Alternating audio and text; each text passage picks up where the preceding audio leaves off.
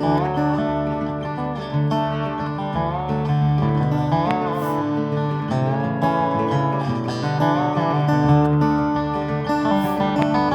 right, Donavon Frankenreiter, you there? I'm here. Longtime listener, first time caller? Yes, I've been listening for years, but first time live on the air with you on the World Wide Web. This feels great. It's amazing, isn't it?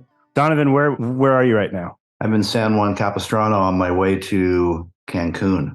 I'm playing a show with G Love. We're doing two shows in Cancun, and then I'm heading off to Aspen and then back home to Hawaii. Are you splitting your time between Hawaii and SoCal? No, I'm full time in Hawaii. We've been there 17 years. I kind of leave a lot of my gear here in a house that we have in California in San Juan Capistrano because we don't have any like controlled sort of climate rooms at our house. We don't have any AC or anything, and it's really strange. But if you bring any electronics or like gear, I feel like it should be in sort of a air conditioned I don't know. It should be in like a controlled climate room. If not, your gear goes to shit. So I leave everything here, and if I'm going away, I kind of pick it all up, and then we kind of go. I leave all my gear here, really. Well, Donovan, I wanted to have you on this show because there's an interesting part of your story that I think a lot of people don't know, or maybe they do know, but they haven't heard the details of it. And of all the people I know, you have chosen two of the hardest professions and succeeded at both of them in the same lifetime, whereas anyone would be stoked to have either one of them. The first one being professional surfer and the second one being a musician. So what I want to get into is let's briefly just touch on your the early days of surfing and how you got into that profession and how that led to a professional career. Yeah, I fell in love with surfing probably at the age of 12 when I stood up on a hard surfboard, and that was in San Clemente, California. And it was interesting because nobody in my family ever surfed, and we lived kind of inland. So even the guys that were living at the beach kind of looked at me as if I was an outsider. I mean, for quite a while. But, at a young age, maybe 13, 14, I started doing amateur contests. And I knew at that moment, I was so in love with surfing that I would love to be a professional surfer. But I didn't really even know what that meant or what was involved in that. And at the age of 16, I turned pro and I signed with Billabong. Right before that, maybe at the age of 15, I signed with Billabong. But a year later, I turned pro, and it was interesting. I started making just a little bit of money from Billabong every month, and it just kind of built from there. And I'm 50 years old now, so it's been quite a while. I still make a living with some endorsements with surfing, but it's been an incredible journey. It's been unbelievable. I think surfing has taught me how to be a musician, how to play music. Everybody I've ever met has been really through surfing prior to becoming a touring musician, and the people I've met through music has been incredible too. But prior to that, surfing, took me all over the world and took me to places, I thought I would never go. And I always brought a guitar with me. And it was interesting. I really, really fell in love with playing guitar and playing music. So something I brought with me everywhere. And I don't know, at a certain point, I just, the pursuing of the professional sort of avenue of surfing, I met some great people and had some great mentors. And it was, and it's been incredible. I was during a time too when surfing kind of took a transition sort of when I was like 16 to 20. During that time, it took a transition. And, I was living during an era too when like no athletes really had managers or agents or anything. So it was very, you would go and do all your own deals, and which was kind of a good thing back in the day. I guess it kind of made me understand the business side of it all as well. So when did the music come in? At some point, you had to transition from one to the other. And I bet it wasn't a hard line, but it was a gray line at some point. Yeah, I played music since the age of 16, and I was in a lot of high school bands. And when I got out of high school, I was in a lot of different bands, but they were mostly just cover bands. We're playing bars and playing gigs around town. And I was on the road quite a bit, so I was playing gigs as I was doing my surfing thing and traveling. And it was interesting because I played a lot of rhythm guitar, and I was just learning how to play music. And then when I was 29 years old, I met my wife. And I was still in a bunch of different bands playing cover songs. And There was a moment there when I was with, at the time, she was just my girlfriend, but became my wife, Petra. And I just remember coming home from a show and I said, I can't, I just kind of felt like I was spinning my wheels, like stuck in the mud with music. I loved it so much, but I was like, what am I doing? Like, I don't want to be a live jukebox forever. But I never really sang either. And I didn't really realize this till she said it. And she's like, look, you got to write your own songs and sing. I mean, whether you fail or succeed, who cares? You're doing your own thing. And I thought she's right. Like, it's not about the money. I'm not making any money anyway, playing in a cover band at bars. And I never sang and I never really wrote songs before. And so she really pushed me to like just do that. And so there was a period there where I wrote about 15 songs and I started singing them. And I played like, this was like when I was 29 years old. You know, I had to get comfortable singing on a mic. And I remember I played this, God, what was it? Spot in Laguna Beach, like every Wednesday night for an entire summer. It was like a brewery downtown in Laguna. I had a little thing I did there every Wednesday and got comfortable on the mic and had a bunch of songs. And I think maybe 6 months after that, Jack Johnson had started his label, Brushfire Records. So I sent him all my demos and said, hey, if there's ever maybe a chance that you are going to sign people to your label, I'd love to give it a shot. And so, you know, they agreed to do that. And so when he signed me to Brushfire, I was like the age of 30. It'll be 20 years since my first record actually came out. Coming up this May of 2024 will be 20 years since the very first record came out. But Jack, you know, really did a lot. He produced that first record. I did it at his house in his studio. And then the great thing was he took me out on the road for like 2 years all over the world. And I got to open for him. So during that moment, I kind of like had a realization of like, if it's ever going to work, you know, this could be the time where I should really focus and give this everything I got. Because, you know, once you sign a deal with a label and you go out and you tour with whoever, at a certain point, you got to go make it on your own. You got to go back to all those countries. You got to go back to all those cities and states, and you got to just play as much as you can. So, yeah, I don't know. I just kind of like was enjoying the moment and just, you know, continued surfing. And I would kind of like tie my surf trips in with festivals and even vice versa. And it was weird. It was a thing that the music never got in the way of the surfing and the surfing never got in the way of the music. They kind of just both really enhanced one another, you know? And I just loved them both so much that I never gave up on either of them. And I just tried to intertwine them both as best I could. And, you know, then you have to figure out how to make a career out of the two, you know? Right. Which is no small endeavor. Yeah, it's been interesting, but I think you just, you know, if you just work hard and you follow your dreams and you just want to do something bad enough, you know, you're going to keep doing it. But yeah, I don't know. I feel very lucky. I was able to, you know, pursue two things that I just really immensely fell in love with, you know, because I love the forever changing sort of atmosphere and situation that you're in music, and the same with surfing. I never go to the beach and go, well, whatever, I'm going to go surf again. It's always different. The waves are always different. The weather. And it's like really over the last sort of 25 years, it's been one of those things. I mean, not 25 years, but whatever it's been since the invention. It was right around 20 years ago, but it's like lately it's been a place where I love to go and unplug. You know, I have no phone. Nobody can call. The same when I play music. You know, you're on stage and you're performing live and you're just kind of lost in that moment for the time that it happens, you know, and I really enjoy that a lot, especially in surfing. It's just incredible to be with one or two friends and be somewhere where nobody else is and just enjoying, you know, just existing, you know. Let's just talk about the path that I've heard about. Like, you grew up in the surf industry, you surf competitively for X amount of years, and then you get a job in the surf business, right? That seems to be a common thing to do. And you did something pretty radical and outside of that. And at some points, you know, for the first, God knows, 5 years, 6 years, 7 years that you were game on music, there had to have been points, I'm guessing, that you were just like, am I actually going to be able to pull this off? I don't know. It's interesting. I mean, everybody has like, I mean, they should at least like have goals and like, you know, maybe things that they want to do, but it's such an unknown thing, you know. I figured out at like sort of at a younger age in the surfing world that sponsors are going to pay you if you can sell product.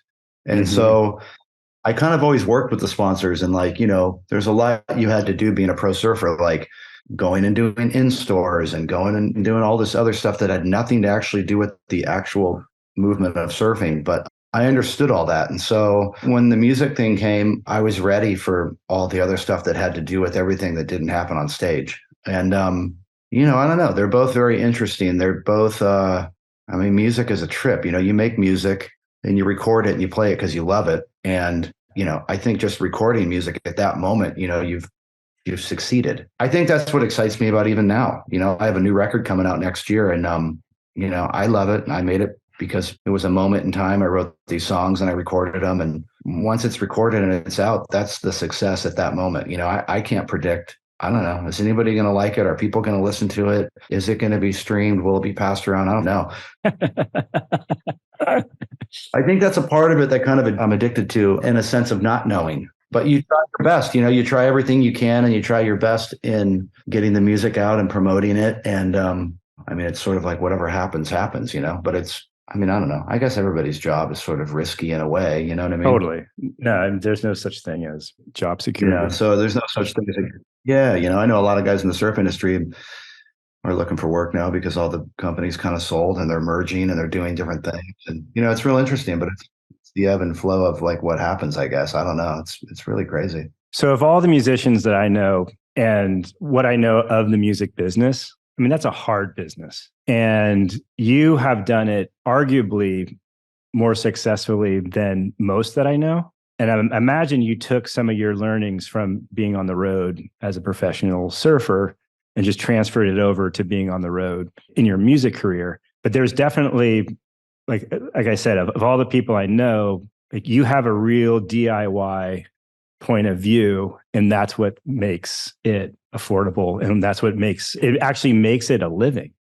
Yeah, I mean, it's interesting. It's really interesting because, I did learn a lot. Look, I still make mistakes and it's fine because making mistakes, you learn from them and you grow. And, I mean, it's just kind of the thing. But there was a moment, I think, in the last 10 years, because when I signed a deal 20 years ago, the industry was still pretty vibrant as far as the music industry. Not that it was easier or not that it was even harder, but it was like you had to know what you were doing and why you were doing it. But on the sense of like you were, you would make a record and then you would go out and do a tour and celebrate the release of your album. And you'd have tour support and you would have, a chance for everybody to purchase your record. And it was sort of a different time. But as I saw things starting to deteriorate, and then, you come to like the situation of what everybody's in now. I mean, there's bands that are bigger than me that are trying to figure out like, how the do I get 10 people on a bus and go to every state and pay everybody and flights, and you're pulling a trailer and the gas is more money. And I mean, I don't know. It's just sort of like, I always had this mentality sort of, if there's a will, there's a way to make it happen, And so I had to get creative and, like you said, DIY, make this thing work. So when I came home, it was like, if I'm going to be on the road 7 months out of the year, I better be able to come home and provide for my family. You know what I mean? At a certain point, the teenage sort of like the party's over sort of thing. You want to make a living, so you just got to get creative, I guess, I don't know. It's been still something that I'm trying to, I've pulled up to your tour bus and you're in the back, getting your stuff out of the back. You're setting up sound checks. You're booking shows. I do have a great agent that I've had for 20 years. It's the same one I started with. So he books all my gigs. I am self-managed and I have no tour manager. I advance all the shows. I settle them. I do have a great band. Sometimes it's me and one other guy. Sometimes it's me and 3 other guys. I have one guy that helps load in, load out, and do the merch. But we run really lean and mean. And it's like, I don't mind pulling gear and setting it up. I don't mind putting it in the promoter and settling. I don't, I mean, I just kind of had to like, I don't know, just in the situation that I'm in, just kind of like step back and be like, okay, am I going to give 20% of this away and 10% of this away and 5% of that away and then have to pay a bunch of guys and pay a bus and do all these things? Like, it's a lot of money, before you even pay a bill, all those percentages are getting taken away. So I did have a manager in the beginning, and I felt like that was kind of needed because they kind of managed the record side of things, because that was a lot bigger and a lot more different and a lot more global and a lot more things going on. And you'd want to like figure out the next album and the next one. And, there was a lot going on. I don't know. This works for me. I'm not saying that it will work for everybody, but I just kind of found a way to make it work. I enjoy it. It's a part of the, I don't know, getting on the road and touring and playing and making things kind of happen. And it's interesting when I see other bands going out there. It's like, I mean, I've talked to people and they come home and they go, man, I don't know if we can do a bus this time around. It's costs 60 grand, and it's like, it's expensive, but it's all just trying to make it work, man. I just feel grateful I'm able to even plug in and play and like make it happen. But you have to be creative, man, to make this. You could talk to any musician. I mean, it's brutal, but I mean, I think all jobs are brutal. You got to be smart about everything, where you go and what you do. But to be honest, like professional surfer and a touring musician, those are different professions. They're just like dream jobs, I always tell my buddy, we always have the same saying, Caddis, and he works at Caddis, but we always just want to keep the dream alive. That's all we want to do is just keep the dream alive. So it was just like, for me, I always think back like, man, if I could just play, there's a local venue that I grew up around called the Coach House, and I would see so many bands play there, and one day I could play there, and it happened, and so, just be grateful for what you have and where you're at, and just keep enjoying. I really try to enjoy the moment, try to keep creating and making music and just keep enjoying the moment. And I mean, I would say the takeaways I've taken away from you is, in just knowing you a while, is the egoless. It smooths the road ahead for you, I would say. I think that's the biggest thing it's sort of like if you go into a jujitsu class or whatever, and you see on the sign, leave the ego at the door, like that's the biggest thing that you have to do in music, because you're communicating with so many people and so many people on stage, and you got to just have that. It's not about you. It's about everyone. Yeah. I never really had that. And it was funny growing up, there was a few instances where I was like, I was really young. This was like when I was like 11, and I'd be like, oh my God, surfers are coming into town. And I'd go in there and I'd grab their poster and excuse me, can you sign this? And I remember, a couple of them were like, they were just like, I don't know, egoed out, and they were just dicks. And I'm like, I'm never going to be like, I don't want to be like that. Like, what a dick. I rode my bike all the way down here to this guy. And you don't ever know like you don't ever know what that person did to actually come to your show, or what they went through that day, or I don't know. You got to be, you got to be really open to communicate with everybody. And yeah, man. That's absolutely one of your core traits as a human being, I think. And the other thing that sticks out is that you don't do things the way that they're supposed to be done, because you probably wouldn't be in the business if you followed the roadmap to how, quote unquote, how it's done, or how it's supposed to be done, or how someone tells you it's supposed to be done.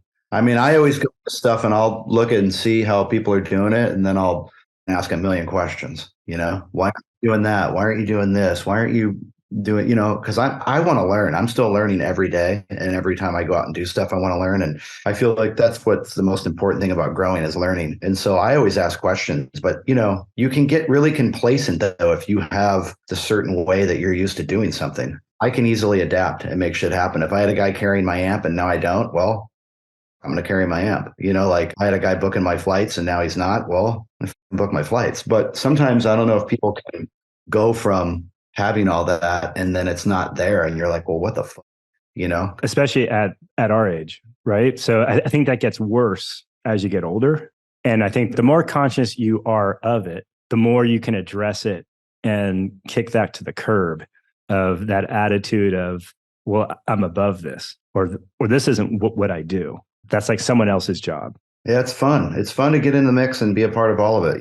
I mean, that's just at the level I'm at. I'm trying to make it all work. And not to say like, look, I don't think guys like Dave Matthews who are playing stadiums why would he, you know what I mean? Like he's got to focus on one thing. You know what I mean? Like everybody's got a different sort of reality and perspective, but that's just, I'm doing what mine is, you know what I mean? But I always, like, younger bands come up and I say, hey man, you got to run lean and mean to like make a living, and it's true of anything, to be honest. It was weird because when I had managers before, and I had road managers before, and you would just go along with the flow of like what was existing. But then once I started to do it myself, I was like, wait, what? It's $150 a day for a trailer, and it's $50 extra a day for the guy to drive the bus who's pulling the trailer. And I was like, it doesn't sound like much. It's like $200. And then all of a sudden you're like, yeah, we don't really need day rooms, like 3 day rooms in every spot. Like we can shower at the venue. So then there's another.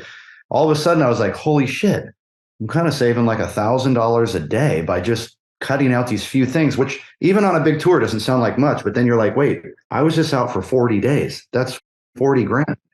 And that's just a few examples. But the whole, like, this is how it's supposed to be done thing is like a thorn in my side for my entire life. And it's why people don't perceive or don't attack. It's one of the reasons why they don't go after a second career. Like if they're stuck in slot A and they want to go to B, they talk to a few people and they get overwhelmed with quote unquote what they need. And like you just gotta not pay attention to any of that. Well, it's an interesting thing too. I think people, and it has nothing to do with anybody's, I don't know what the word is, but some people do get very comfortable with having sort of I guess that comfortable, easy life, which is great. I think the word is just comfortable. Yeah, which is great. If you want to, 9 to 5 and have security and be comfortable and do the same thing every day. And I don't know, that's just one analogy, but like, there's nothing wrong with that. That's totally cool. But I mean, I've met people too that are great musicians and they're like, dude, I could not do what you guys do. I'm not living out of a suitcase. I'm not doing that. So I know it's interesting in that sense. Like there's a certain kind of person that, there's so many good musicians in the world, man, that just annihilate in their room and they're making videos, they're making money online by posting videos of them, but they're just, maybe they have another job and they're happy and that's what they do. And they don't want to live out of a suitcase. But I'm like the kind of guy that really loves the adventure of like not knowing what's around the corner. And like I said, I could go back to a venue 20 times over my lifetime or 50 times and every show is going to be different. I never show up to that same beach or that same venue and go, this again. That sort of unknown element is exciting. And, and there's a million ways to slice a show up too. You can play it acoustic. You can play it with a bigger band, a smaller band, just me and one other guy. I mean, one tour I did was really fun. We did a record player tour where this guy that I've been with forever, he went and recorded all the basic tracks to our songs and we printed them to vinyl and we called it the record player tour. We'd walk out and drop the needle down and the record would play the bass and the drums and me and him would do guitars and sing. And it was, we were playing the tracks, but we were playing a vinyl record, which it was just fun. It was like, it was just a different, it kind of worked. It was, it sounds like it's almost like playing to a click track. Is it like, was it? Well, no, we played to a record player and I dropped the needle. But the thing that I didn't know is just really interesting because I'm really into fucking vinyl records and I'm into, this whole thing. And I didn't think about this, but, since that thing is sitting on the stage, 90% of the venues we played, the subs are under the stage. So to get that needle to not skip was a nightmare. And so a couple nights we fully Milli Vanilli'd and it like the needle skipped and shit. And it was like, that's a verb.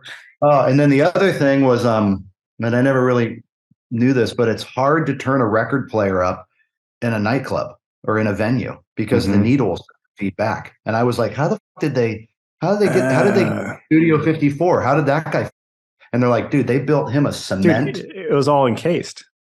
Yeah. He was in like a soundproof cement room. And I'm like, what? Like, so like, then the guy who did all the tracks, my buddy, Matt Grundy, he's like, dude, why don't you just put them on cassette and we'll come out and press play on a ghetto blaster? And I'm like, oh shit. So that's what we ended up doing. Cause we were so nervous. And it was such a nightmare to get this record player to play that it was like, so I would walk out and tell everybody, oh, this was halfway through the tour. I'm like, record player broke. And they're like, what? I go, but don't worry, we put it on cassette. So it was a lot easier. But then you had the hissing noise of the cassette, which was whatever. We love that. But, we had to take it and put it on cassette because it was brutal. So did you have any formal training for music?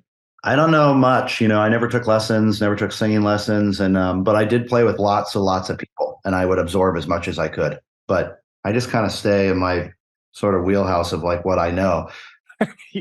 I should know more about the neck of the guitar. I think that's really important, but I only know so much, it's not like I can, if you said, hey, play a G all over the guitar. I mean, maybe I could, but I'd figure out going down low, all the different chords. Yeah, I just kind of stay in my zone and I try to learn as much as I can every day.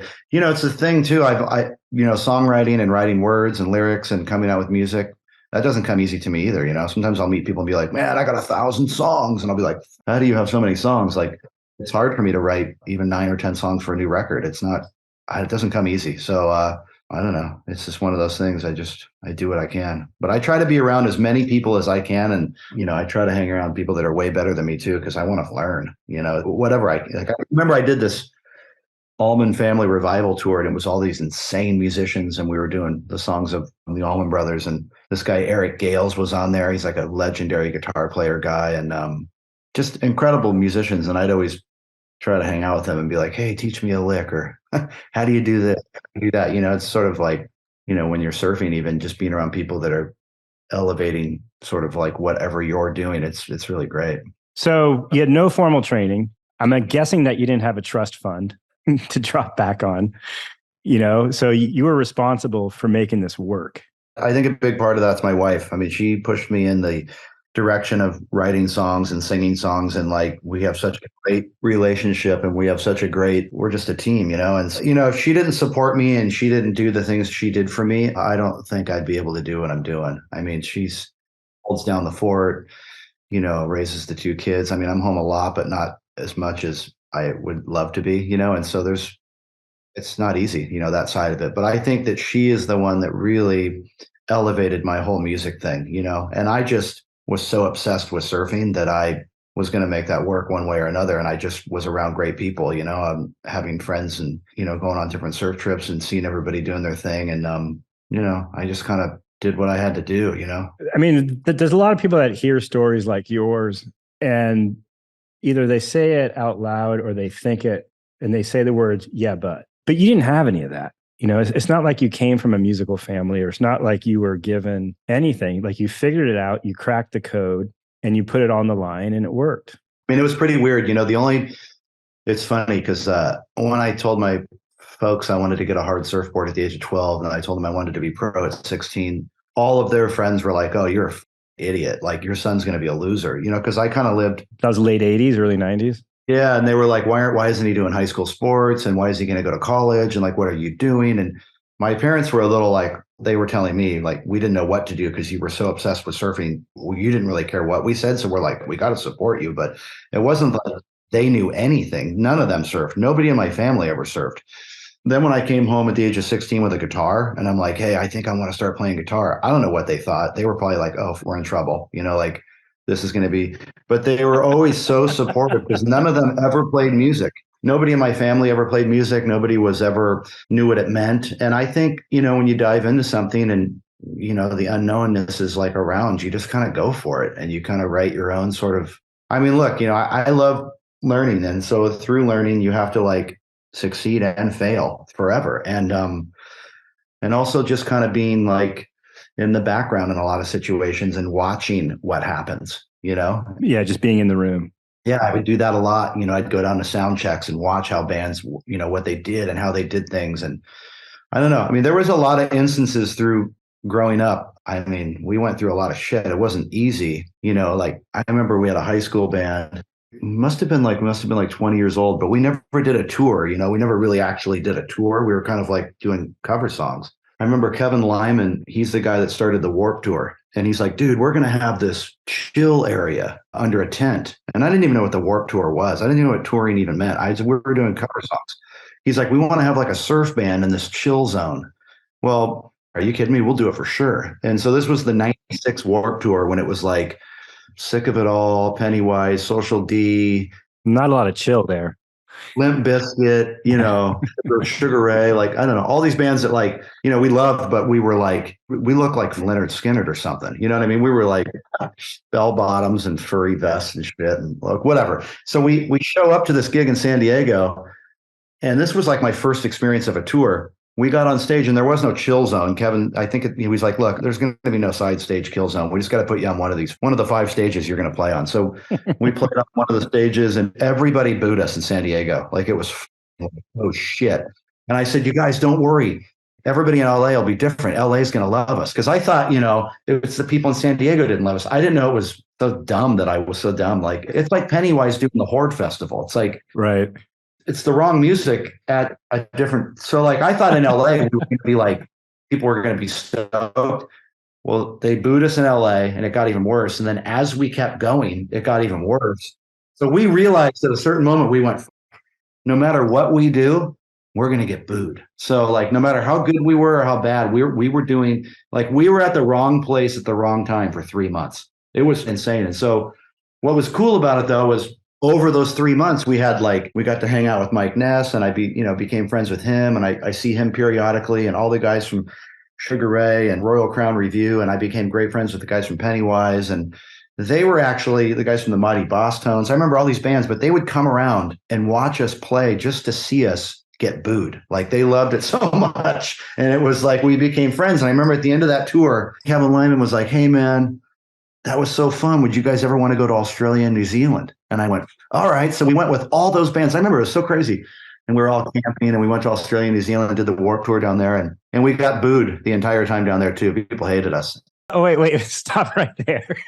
Yes. There's something so insanely awesome about that.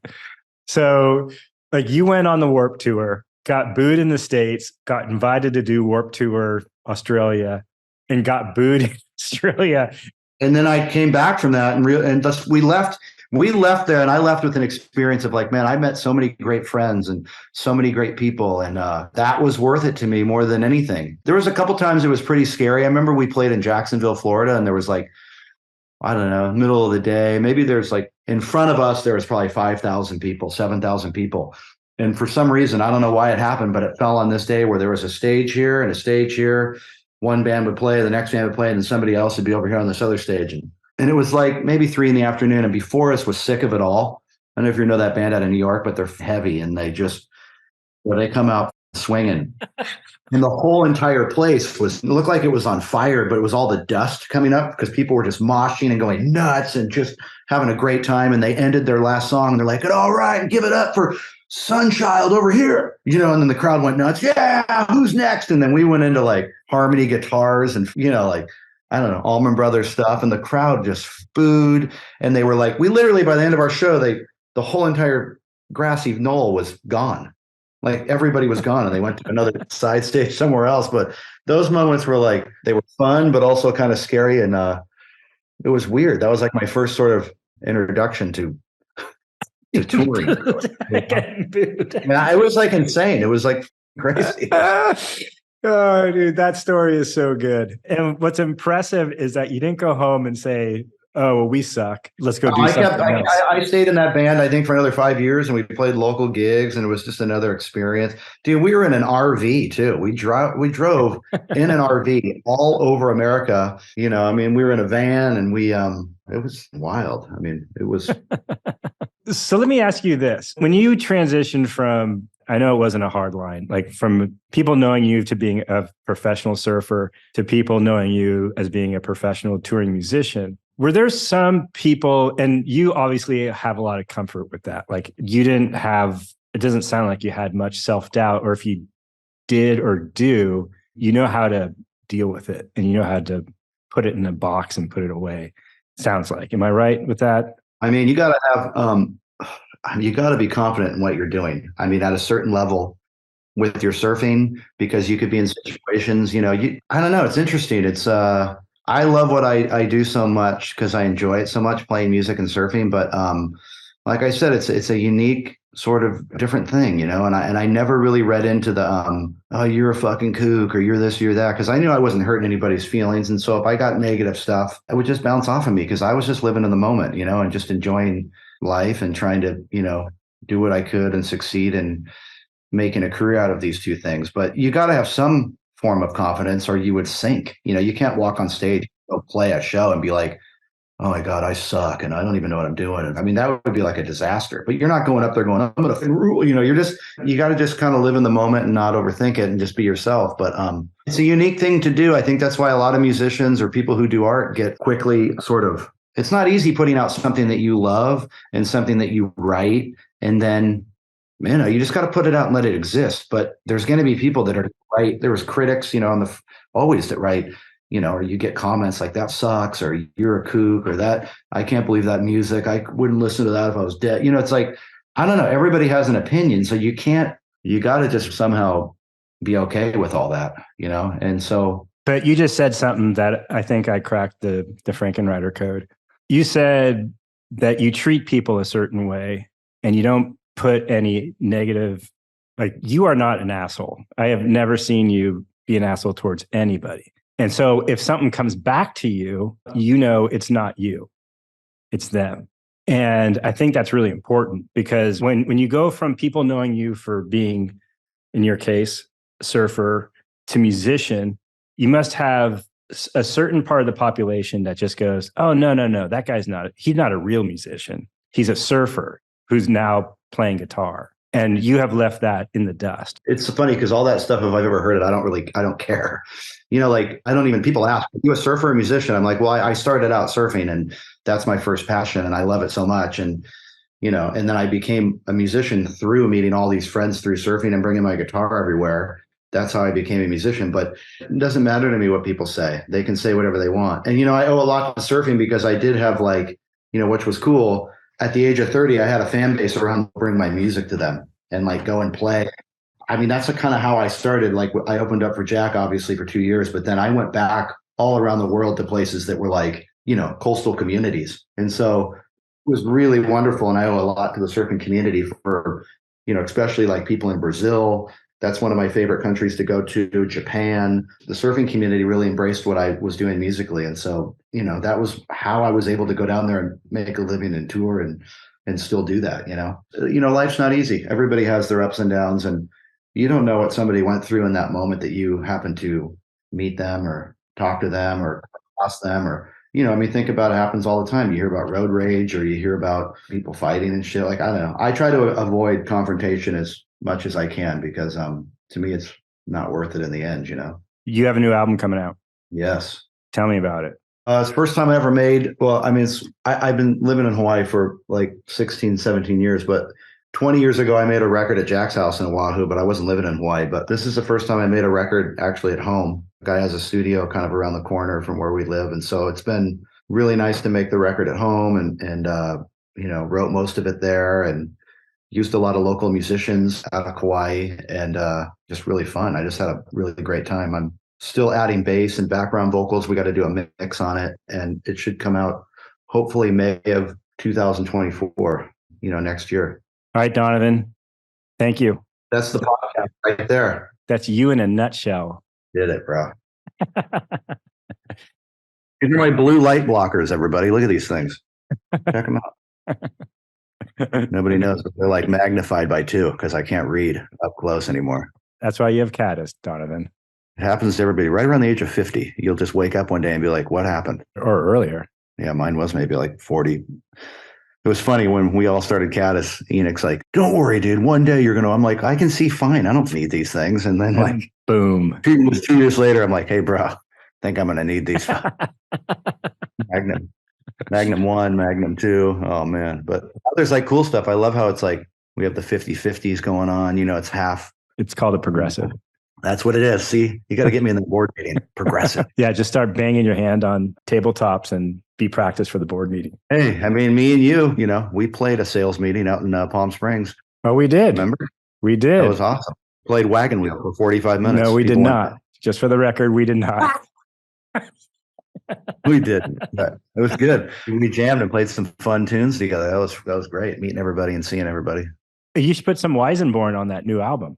There's my buddy Kirk Smart lives in Hawaii and he's so great at the lap steel and he's so great at dobro or just the Weisenborn, putting it on the lap and doing the whole thing. It was weird. I never really realized once I moved to Hawaii, I really kind of dove into the Hawaiian music and I never knew the lap steel was invented in Hawaii. That's so interesting. I never knew that. And that was taken to Nashville and then they created that pedal steel guitar, which to me is so crazy. Yeah. Do not go down that rabbit hole. God, right? Just how it just modulates to different keys and does all that shit. It's really unique and interesting of how the lap steel and then you got the slat key guitar, which is this open tuning. And then you got the ukulele behind that's kind of pushing everything. And then they'd always use a stand-up bass. And it's really cool, man. There's players in Hawaii that are so badass and it's really neat to watch them. If you ever go to Hawaii and you happen to go into I don't know, a hotel or you see somebody somewhere and sometimes you can come across a 3-piece band that's just unbelievable. But that tuning, that open tuning of that lap steel and stuff, as soon as you hear it, you go, wow, sounds like Hawaii. It's really special. I tried to put a couple of those instruments on the new album and they made it on there. And I really love that Hawaiian music so much. Hey, thank you again. Muchas gracias. And thank you.